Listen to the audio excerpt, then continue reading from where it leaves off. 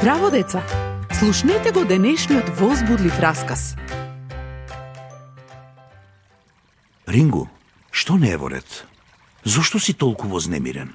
Сахиб, одиме да ловиме тигар. Тигар човекојадец врти околу нашето село. И ти ќе им се придружиш на ловците? Да, но што ќе се случи ако ме нападне или дојдат злите духови? Има некој кој ќе те заштити. Тој е семоќен и може да направи се. Исто така, многу е посилен од злите духови. Исус во Библијата пишува дека тој дојде да не ослободи од моќта на злите духови. Дали навистина Исус е посилен од нив? Да, многу посилен. Сакам да верувам во него, исто како тебе. На Рингу му беше многу јасно дека му е потребен Исус. Се молеше и го покани во неговиот живот. Зборуваше со невидливиот Бог и беше многу сигурен дека Исус го слуша.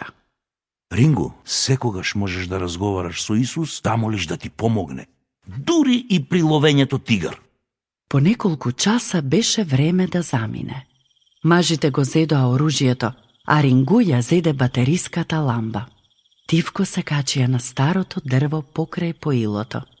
Беа напрегнати додека ја разгледуваа околината. Рингу тивко се молеше. Господе Исусе, те молам помогни ни да го убиеме тигарот пред тој да растргне повеќе луѓе. Го гледате ли тоа? Нешто таму мрда. Рингу ја стисна раката на татко му.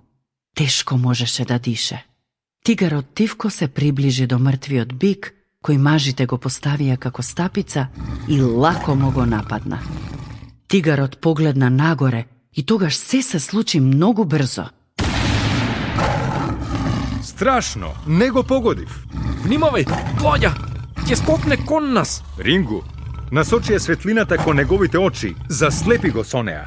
Помош, ламбата е премногу слаба. Господе Исусе, што треба да направам? Со целата своја сила, Рингу ја фрли батериската ламба на земјата. Тигарот скокна кон светлината. Одекна истрел.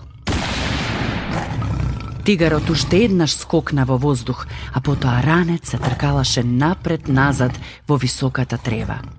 Таткото на Рингу ја наполни пушката, го повлече чкрапалото и опасното животно лежеше мртво на земјата. Сите дишеа полесно, а Рингу тивко се молеше. Боже, многу ти благодарам. Ти ни помогна. Бог не остава никого. Што имаш искусено со него? Можеш да ми напишеш и да ми кажеш како тој одговорил на твоите молитви. До следното слушање. Ако сакаш да не контактираш или ако имаш прашање, пиши ни на radio7kids@gmail.com. Чао!